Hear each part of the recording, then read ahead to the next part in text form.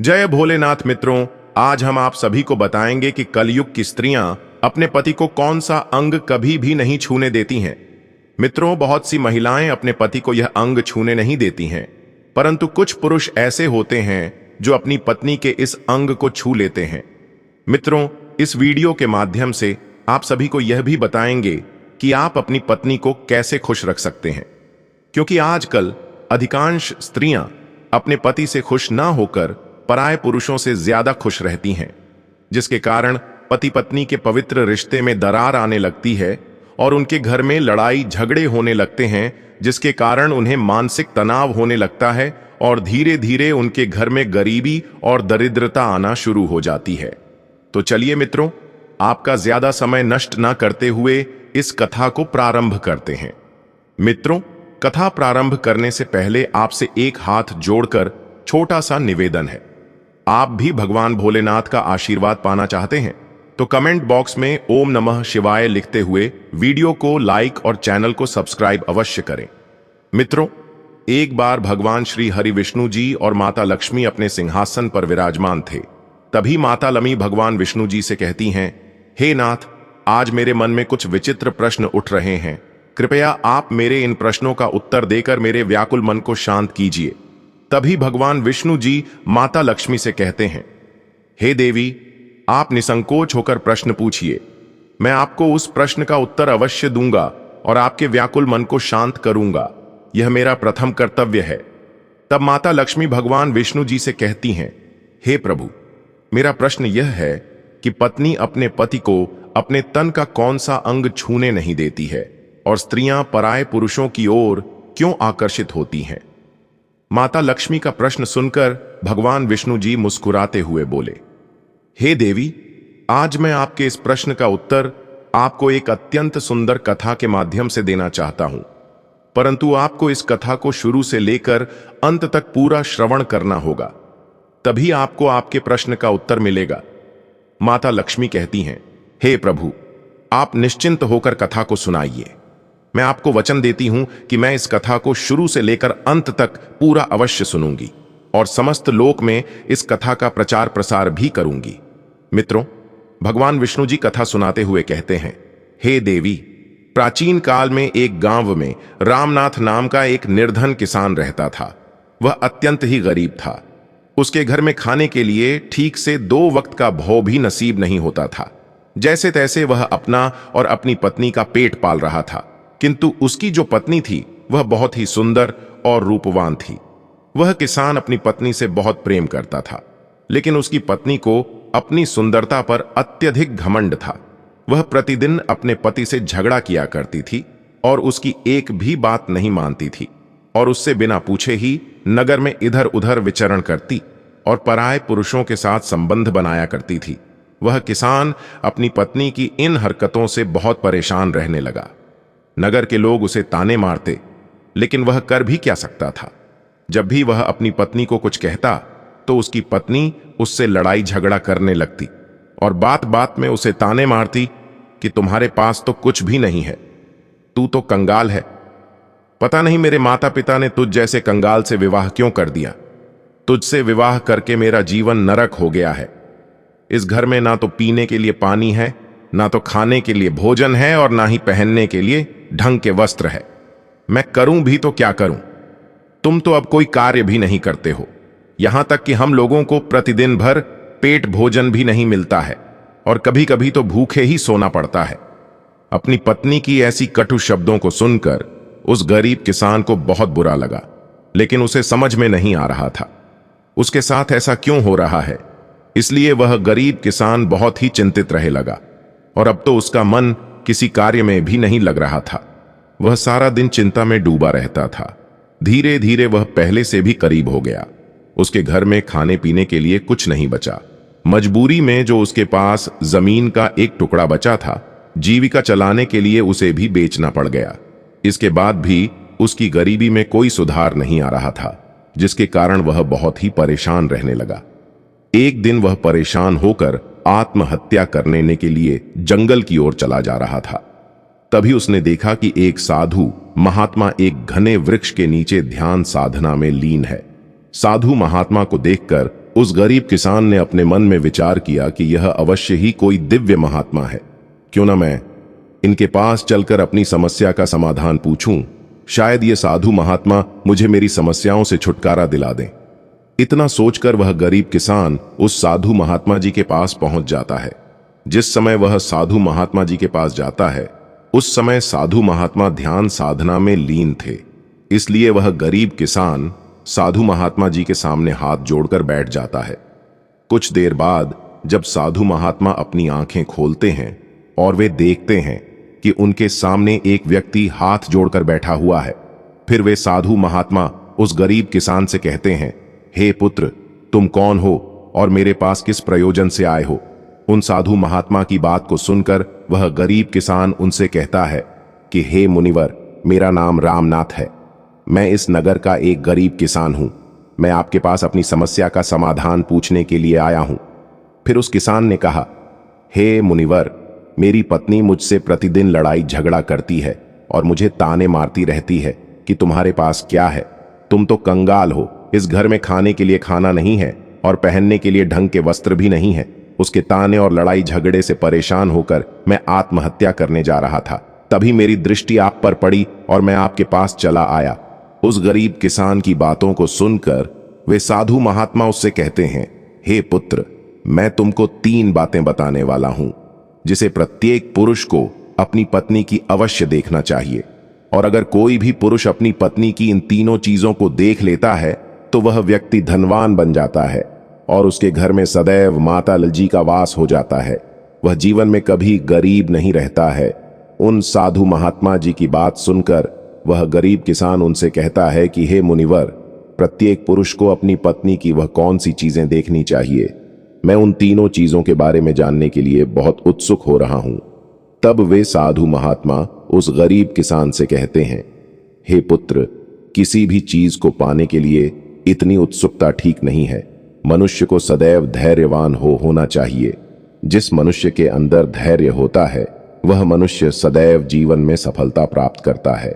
फिर वह साधु महात्मा उस किसान से कहते हैं, हे पुत्र, अब मैं तुम्हें वह 3 चीजें बताता हूं जिन्हें प्रत्येक मनुष्य को अपनी पत्नी में देखनी चाहिए। लेकिन मैं इन 3 बातों को एक महान कथा के माध्यम से बताना चाहता हूं। साधु महात्मा की बात सुनकर वह गरीब किसान उनसे कहता है, हे मुनिवर, आप कथा सुनाइए। मैं कथा सुनने के लिए उत्सुक हूं। वे साधु महात्मा उस गरीब किसान को कथा सुनाते हुए कहते हैं, हे पुत्र, एक नगर में एक पंडित जी अपनी पत्नी के साथ अपना जीवन व्यतीत कर रहे थे। पंडित जी और उनकी पत्नी आपस में बहुत प्रेम करते थे। उनके घर में कभी भी लड़ाई झगड़ा नहीं होता था, इसलिए उनके घर में सदैव माता लक्ष्मी जी का वास बना रहता था। उन्हें अपने कार्य में दिन प्रतिदिन सफलता मिलती जा रही थी। पंडित जी और उनकी पत्नी के बीच इतना प्रेम देखकर आस पड़ोस के लोग उनसे ईर्ष्या करने लगे थे, जिसकी वजह से कुछ लोग तो पंडित जी की पत्नी से बात तक नहीं करते थे। मित्रों, पंडित जी की पत्नी प्रतिदिन संध्या काल के समय एक घी का दिया अपने घर के दरवाजे पर अवश्य प्रज्वलित करती थी। लेकिन कुछ स्त्रियां उसे ऐसा करने से रोकती थीं और कहती थीं कि तुम प्रतिदिन संध्या काल के समय अपने घर के बाहर घी का दिया क्यों प्रज्वलित करती हो? ऐसा करने से तुम्हें क्या लाभ होगा? तुम ऐसा मत किया करो। पंडित जी की पत्नी उनकी बातों का कोई जवाब नहीं देती थी। अब तो गांव वाले उनके प्रति षड्यंत्र रचने लगे कि कैसे इन दोनों के बीच के प्रेम को कम किया जाए और उनके घर में प्रतिदिन क्लेश होने लगे। लेकिन पंडित जी की पत्नी लोगों की बातों पर ध्यान ही नहीं देती थी। यहां तक कि वह अपने पति की भी कोई भी बात नहीं मानती थी। वह अपने अनुसार घर को चलाती थी। पंडित जी भी अपनी पत्नी को किसी भी कार्य को करने से मना नहीं करते थे, क्योंकि वह पंडित बहुत बुद्धिमान और समझदार था। वह अच्छी तरह से जानता था कि अगर उसने अपनी पत्नी को किसी भी कार्य को करने से मना किया तो उन दोनों के बीच झगड़ा होने लगेगा और घर में क्लैश शुरू हो जाएगा। वह अपनी पत्नी से कभी झगड़ा भी नहीं करना चाहता था, क्योंकि वह अपनी पत्नी से बहुत प्रेम करता था। किंतु उसकी पत्नी उससे ज्यादा प्रेम नहीं करती थी, बल्कि उस पंडित के सामने दिखावा मात्र का प्रेम जताती थी और उसके घर पर ना रहने पर पराये पुरुषों से संबंध बनाती थी और झूठ मूठ कर अपने पति से नाराज भी हो जाती थी, ताकि उसका पति उसे कुछ कह ना सके। इसी तरह से दिन गुजर रहे थे और वह पंडित अपनी पत्नी के साथ सुखपूर्वक से अपना जीवन व्यतीत कर रहा था। फिर धीरे धीरे यह बात पूरे गांव में फैल गई और अब उस नगर के सभी लोग उस पंडित और उसकी पत्नी के इस प्रेम का उदाहरण देने लगे थे। फिर जब यह बात उस नगर के राजा को पता चली कि पंडित और पंडिताइन एक दूसरे से बहुत प्रेम करते हैं, वे एक दूसरे के बिना रह नहीं सकते। यह बात सुनकर राजा ने अपने सैनिकों को बुलाया और उनसे कहा कि जाओ, उस पंडित और उसकी पत्नी को बड़े आदर और सत्कार के साथ इस राजमहल में ले आओ। हम उनके प्रेम का सम्मान करना चाहते हैं, लेकिन तुम उन्हें रास्ते में कुछ भी मत बताना। राजा की आज्ञा पाकर सैनिक उस पंडित के घर जाते हैं और उसके घर का दरवाजा खटखटाने लगते हैं। फिर कुछ देर बाद पंडित जी घर का दरवाजा खोलते हैं तो वह देखते हैं कि उनके सामने राजा के सैनिक खड़े हुए हैं। सैनिकों को अपने सामने इस प्रकार से खड़ा देख पंडित जी ने पूछा, क्या बात है, आप लोग आज मेरे घर क्यों आए हैं? फिर वे सैनिक कहते हैं कि पंडित जी, चलिए, आपको राजा साहब ने अपने राजमहल में बुलाया है। फिर राजा के वे सैनिक उस पंडित को अपने साथ राजमहल ले आते हैं। राजमहल में पहुंचकर राजा ने पंडित और उसकी पत्नी का अच्छी तरह से अतिथि सत्कार किया। उसके बाद उन्हें उपहार में धन दिया, जिसको पाकर वह पंडित और उसकी पत्नी बहुत प्रसन्न हो जाते हैं और प्रसन्नता पूर्वक अपने घर चले जाते हैं। उसके बाद उस नगर का राजा पूरे नगर में यह ऐलान कर देता है कि आज रात को पूरे नगर में सभी लोगों के घरों में पंडित और उसकी पत्नी के बीच इतना प्रेम होने की सराहना देने के लिए नगर के सभी घरों में घी के दिए प्रज्वलित किए जाएं। राजा की आज्ञा सुनकर उस नगर के सभी लोगों के घरों में घी के दिया प्रज्वलित किए जाते हैं, किंतु उस नगर के सभी घरों के दीपक थोड़ी ही देर में बुझ जाते हैं। लेकिन उस पंडित के घर का दीपक अभी भी जल रहा था और उसका प्रकाश बहुत दूर दूर तक फैल रहा था। फिर उस नगर के राजा ने अपने मन में सोचा कि क्यों ना अब मैं बाहर चलकर देखता हूं कि कितने लोगों ने अपने घरों में घी का दिया प्रज्वलित किया है और किसका दिया अभी भी प्रज्वलित हो रहा है। अपने मन में यह सोचकर वह राजा अपने महल की छत से नगर की तरफ देखने लगता है तो उसे दिखाई देता है कि उस नगर में किसी के घर में कोई भी दिया नहीं जल रहा है, लेकिन उस पंडित के घर में जलाया हुआ घी का दिया अभी भी जल रहा है। राजा उस नगर की तरफ देख ही रहा था कि इतने में वहां पर उनकी रानी आ जाती है। तब राजा साहब रानी से कहते हैं कि रानी जी, नगर की तरफ देखिए, नगर के सभी घरों में कोई भी दी अभी नहीं जल रहा है, लेकिन उस पंडित के घर का दिया अभी भी जल रहा है। इससे स्पष्ट हो जाता है कि उस पंडित और उसकी पत्नी के बीच में कितना ज्यादा प्रेम है, और उन दोनों के आपस में इतना ज्यादा प्रेम होने का कारण वह पंडित है, क्योंकि वह बहुत बुद्धिमान और समझदार है और अपनी सूझबूझ से अपने घर को चलाता है। लेकिन रानी राजा की इस बात से सहमत नहीं होती है और राजा से कहती हैं कि हे महाराज, मैं आपकी बात से सहमत नहीं हूं। इसी बात को लेकर राजा और रानी में बहुत देर तक बहस होती है। तभी अचानक से रानी ने कहा, हे महाराज, हम आपस में लड़ाई क्यों कर रहे हैं? क्यों ना हम उस पंडित और उसकी पत्नी की परीक्षा ले लें, जिससे पूर्ण रूप से स्पष्ट हो जाएगा कि उन दोनों में इतना ज्यादा प्रेम होने का कारण कौन है। रानी की इस बात को सुनकर राजा साहब सहमत हो जाती है। फिर राजा साहब कहते हैं, हे महारानी, पहले मैं उस पंडित की परीक्षा लेना चाहता हूं। रानी ने कहा, ठीक है महाराज, आप जैसा आप चाहे वैसे उन दोनों की परीक्षा ले सकते हैं। फिर राजा ने कुछ सैनिकों को बुलाया है और उनसे कहा, जाओ, उस पंडित से कह देना कि अगर वह अपनी पत्नी को मार डालेगा तो रानी साहिबा उससे विवाह कर लेंगी और राजा साहब को बंदी बनाकर कारागार में डाल देंगी और उसे इस राज्य का राजा बना देंगी। राजा का आदेश पाकर वे सैनिक उस पंडित के घर पहुंच जाते हैं। शाम होने वाली थी और पंडित जी की पत्नी कहीं गई हुई थी, लेकिन वह पंडित घर में ही था। फिर वे सैनिक उस पंडित के घर के पास पहुंचकर उसके घर के दरवाजे को खटखटाने लगते हैं। दरवाजा खटखटाने की आवाज सुनकर वह पंडित घर के दरवाजे खोलता है।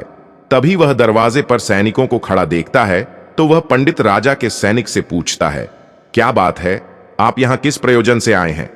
फिर वे सैनिक उस पंडित से कहते हैं, पंडित जी, रानी साहिबा का आदेश है कि अगर आप अपनी पत्नी को जान से मार देंगे तो रानी साहिबा आपसे विवाह कर लेंगी और राजा साहब को बंदी बनाकर कारागार में डाल देंगी। फिर आपको उनके स्थान पर सिंहासन पर विराजमान कर देंगी और इस प्रकार से आप इस नगर के राजा बन जाएंगे।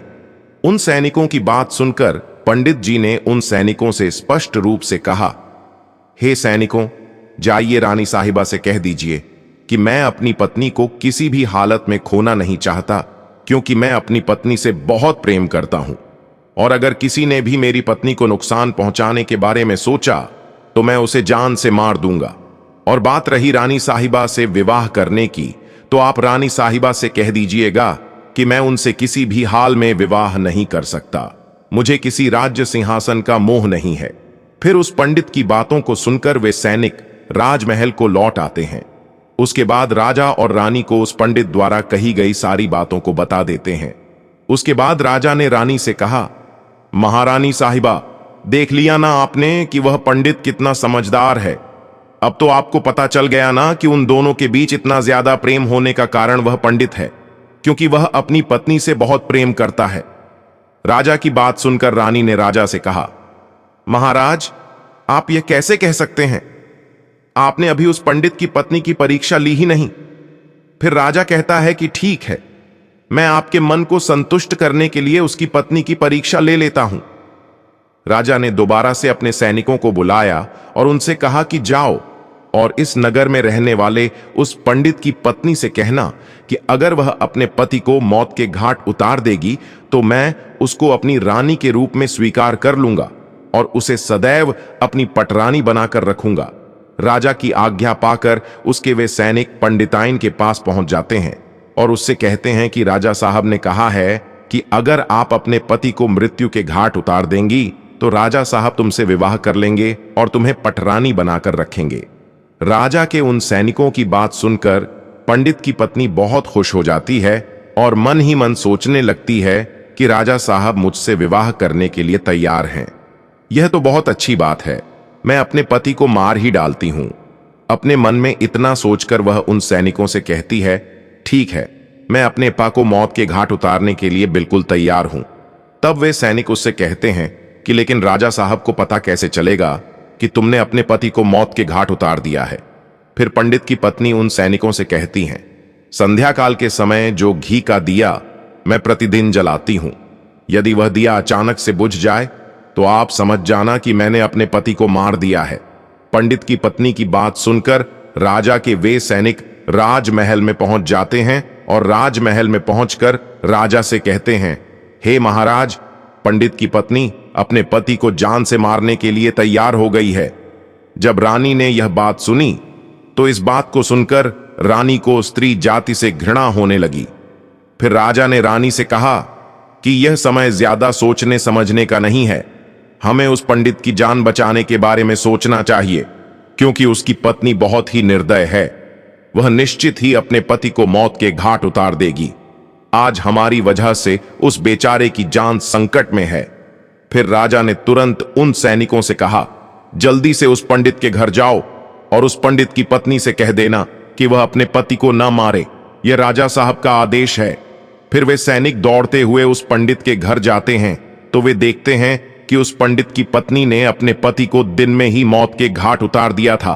तब वे सैनिक पंडित की पत्नी को डांटते हुए कहते हैं कि तुमने तो हमसे कहा था कि तुम अपने पति को शाम को मौत के घाट उतारोगी, लेकिन तुमने तो दिन में ही मार डाला। राजा के उन सैनिकों की बात सुनकर उस पंडित की पत्नी ने कहा, मुझे तो अपने पति को मारना ही था और मैं इसे बहुत पहले ही मारना चाहती थी, परंतु कोई सही मौका नहीं मिला, इसलिए मैंने अपने पति को दिन में मौत के घाट उतार दिया और शाम होते ही मैं दिया बुझाकर आपको संकेत दे देती। फिर उस पंडित की पत्नी ने कहा, क्या अब राजा साहब मुझे अपनी रानी बनाएंगे? तब उन सैनिकों ने कहा, यह तो आप चलकर राजा साहब से ही पूछ लीजिए। फिर पंडित की पत्नी और वे सैनिक राजमहल पहुंच जाते हैं। उसके बाद सैनिक राजा साहब को सारी बात बता देते हैं, जिसे सुनने के बाद राजा को बहुत क्रोध आ जाता है और वे उस पंडित की पत्नी को बंदी बनाकर कारागार में डाल देते हैं। मित्रों, अब वे साधु महात्मा उस गरीब किसान से कहते हैं, हे पुत्र, चलो अब मैं तुम्हें वे तीनों चीजों को बता देता हूं जिसे प्रत्येक पुरुष को अपनी पत्नी की अवश्य देखना चाहिए और जिसे देखने के बाद उसके घर में कभी भी लड़ाई झगड़ा नहीं होता है। तो सुनो, पहली चीज, पति और पत्नी के बीच सदैव समझदारी होनी चाहिए। यदि रिश्ते को जीवन में सफल बनाना है तो एक दूसरे के बीच समझदारी होनी चाहिए। एक समझदार पत्नी वह होती है जो अपने पति के मनोभावों और जरूरतों को समझती है और स्थिति के अनुसार समर्थन देती है। जब एक पति किसी तनावपूर्ण स्थिति में हो है या किसी कठिन समय से गुजर रहा होता है तो उसकी पत्नी को उस मुश्किल समय में उसका साथ देना चाहिए। जब पत्नी और पति एक दूसरे की भावनाओं को समझते हैं तो रिश्ते में मजबूती आती है और उनके बीच प्रेम बढ़ता है। दूसरी चीज विश्वास और वफादारी है। किसी भी रिश्ते में सबसे महत्वपूर्ण चीज है विश्वास। यदि पति अपनी पत्नी पर विश्वास करता है और यह जानता है कि उसकी पत्नी हमेशा उसका साथ देगी और हर मुसीबत में खड़ी रहेगी तो रिश्ते की नींव मजबूत होती है। विश्वास और वफादारी दोनों एक साथ आते हैं।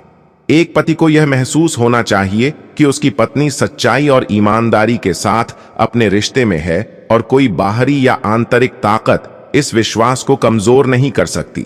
विश्वास न केवल भावनात्मक रूप से महत्वपूर्ण होता है बल्कि यह एक मजबूत परिवार बनाने के लिए भी जरूरी है। जब पत्नी और पति दोनों एक दूसरे के प्रति वफादार होते हैं तो वे एक दूसरे पर भरोसा करते हैं और इससे रिश्ते में संतुलन और स्थिरता आती है। तीसरी चीज समर्पण और स्नेह। विवाह में समर्पण और स्नेह का महत्वपूर्ण स्थान है। एक पत्नी जो अपने पति से प्यार और स्नेह करती है वह उस रिश्ते को पूरे ईमानदारी से निभाती है और पति को भी अपनी पत्नी की इच्छाओं और सीमाओं को समझना चाहिए ताकि उनके रिश्ते में विश्वास और प्यार बना रहे। और पत्नी को भी अपने पति की बात माननी चाहिए, उसकी आज्ञा की अवहेलना नहीं करनी चाहिए और एक पतिव्रता स्त्री की तरह अपने पति धर्म का पालन करना चाहिए। मित्रों, अब मैं आपको बता दूं कि एक पतिव्रता स्त्री अपने पति को कभी भी अपना पैर नहीं छूने देती। मित्रों, इस प्रकार से आज की कथा समाप्त हुई। उम्मीद करते हैं आपको यह कथा पसंद आई होगी। आपको यह वीडियो पसंद आई हो तो कमेंट बॉक्स में जय भोलेनाथ, जय माता लक्ष्मी अवश्य लिखे। वीडियो देखने के लिए आप सभी का बहुत बहुत धन्यवाद।